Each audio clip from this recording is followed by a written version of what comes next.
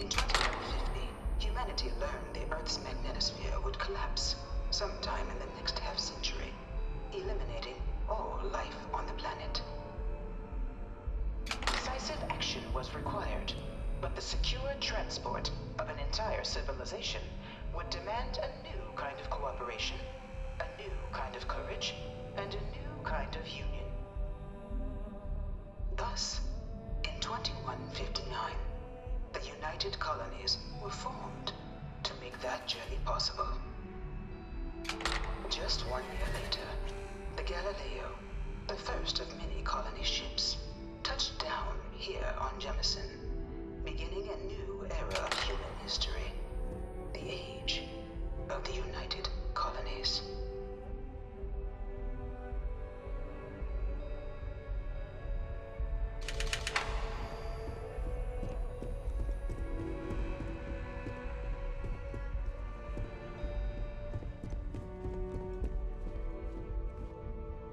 From their foundation, the United Colonies strove to provide all their citizens with opportunity, security, and peace. But there were those among the UC that still wanted something more: independence.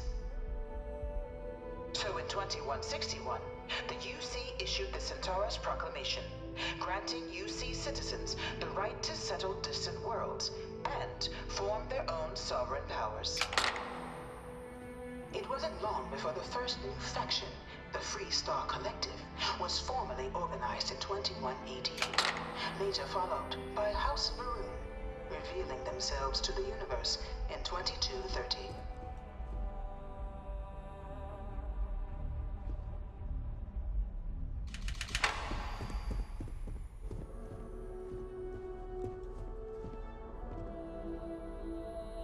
It was only in 2230 that the faction known as House Varun first made contact with the rest of the settled systems. Founded by the passengers of a colony ship that had left New Atlantis and disappeared 4 decades earlier, House Varun was a faction unlike any other. A theocracy dedicated wholly to the beliefs of its isolationist founder, Janan Varun. House Varun initially made overtures of peace towards the rest of the settled systems. They claimed their only intention was to spread the word of their god, the Great Serpent. But none could have guessed that this worship might take the form of a bloody war, the Serpent's Crusade.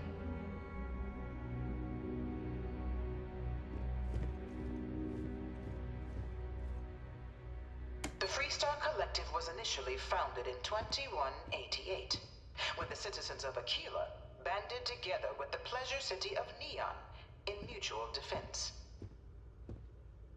But in 2194, after the deployment of a UC medical star station in orbit around their world, the citizens of Narion also requested to join the collective. The resulting rise in tensions between the Free Star Collective and UC culminated in the settled system's first intergalactic conflict, the Narion War. Despite a decisive victory by the UC, the colonies permitted the citizens of Narion to join the collective, forming the basis for the fiercely independent union that persists to this day.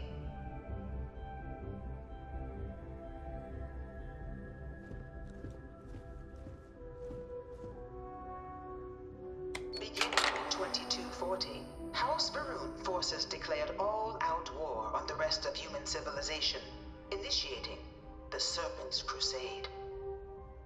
Over the next 23 years, thousands of Free Star, UC, and independent souls were killed by agents of House Varun in the name of their serpent god.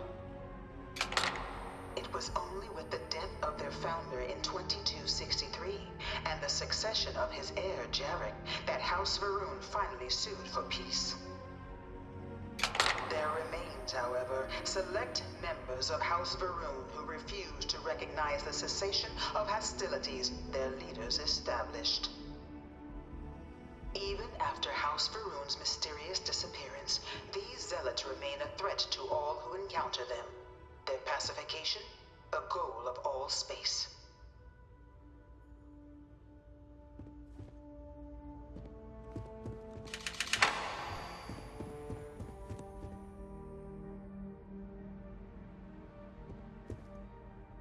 Of the many conflicts between the galaxy's factions, none was more brutal than the recent colony war between the UC and the Freestar Collective. Set off by the unauthorized Freestar colonization of Vesta's Pride in 2308, a direct violation of the Nerion Treaty, the colony war spread quickly across the galaxy. Both sides deployed every tool at their disposal. Armadas of warships, mechanized combat platforms, or mechs, even bioengineered alien creatures, the infamous UC xenoweapons. It was only in 2311 at the Battle of Cheyenne that the scales finally tipped. The Freestar Collective, utilizing their civilian fleet as a human shield, successfully crippled the superior United Colonies Navy. After their shocking victory against the galaxy's greatest navy, the Freestar Collective offered terms of peace, which the colonies, out of an interest in staving off any further human costs, accepted. The galaxy has been rebuilding ever since.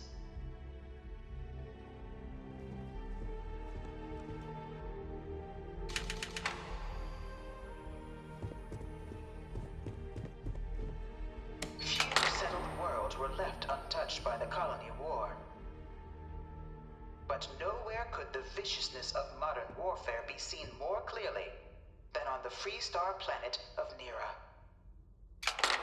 Initially occupied by invading United Colonies forces as a forward operating position, repeated attempts to take and retake the planet by collective forces led only to devastation.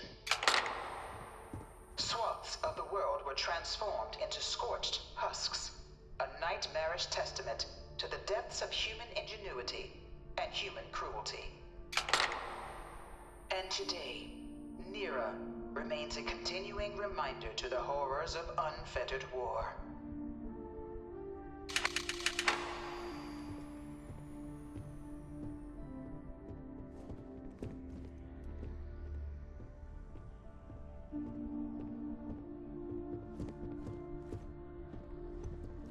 I bring her here almost every day to stare at this thing. In the midst of the colony war, a different kind of tragedy struck the UC city of Londinian. A newly constructed but critical supply center for the United Colonies war effort, Londinian found itself overrun by one of the galaxy's most mysterious predators, the Terramorph. A rare but pervasive threat to all human-settled worlds, Terramorphs swept over the city, seemingly out of nowhere, on a scale never before seen in recorded history. Valiant efforts by the UC military slowed the onslaught, but the creatures proved unstoppable. Ultimately, the decision was made to destroy the Londinian spaceport, sealing off the city, the outbreak, and its citizenry from the galaxy at large. The tragedy of Londinian is mourned by the UC to this day. I can't stop staring at it. A real Terramorph. You know it was some UC general that condemned Londinian? Gave it over to these things. One of these murals said he was executed after the war. Might have gotten off too lightly. One of my slates said Terramorphs can control people's minds. But that can't be true. After the devastation wrought by the colony war, the UC and the Freestar Collective came together to ratify a treaty that became known as the Armistice. Both sides agreed to a vast reduction in standing forces, and that xenoweapons and mech warfare would be outlawed. all related research was sealed away, accessible only in cases of dire emergency. But the collective had another demand, that the active commanders of the UC military stand trial for their actions. The United Colonies, in the interest of peace and galactic security, agreed. In 2311, 3 United Colonies senior officers were found guilty. Commander Henry Durant, General Indira Rastogi, and Fleet Admiral F4CÇØ3S, known better as V Victus. All were sentenced to death for their actions, bringing the colony war to a close and returning peace to the galaxy at long last.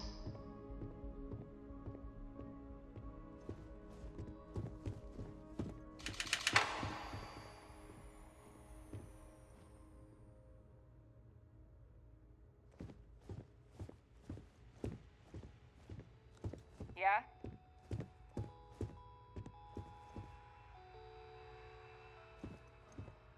It was into this new world that the Vanguard was born. An official branch of the UC Navy, the Vanguard is the United Colonies Volunteer Fleet, serving a myriad of security, logistical, and reconnaissance roles. And after a sufficient length of service, UC citizenship is guaranteed to every Vanguard member. Open to all captains, regardless of origin, the Vanguard is leading the charge to protect and support the citizens of the United Colonies, wherever in the galaxy they may be.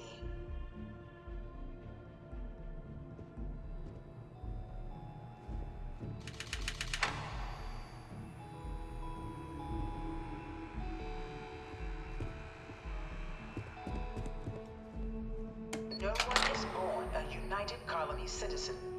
Only through service to the UC can one hope to earn one's citizenship. But the UC prides itself on taking care of its people. Cost of living controls mean citizens pay less than their foreign counterparts for needs big and small.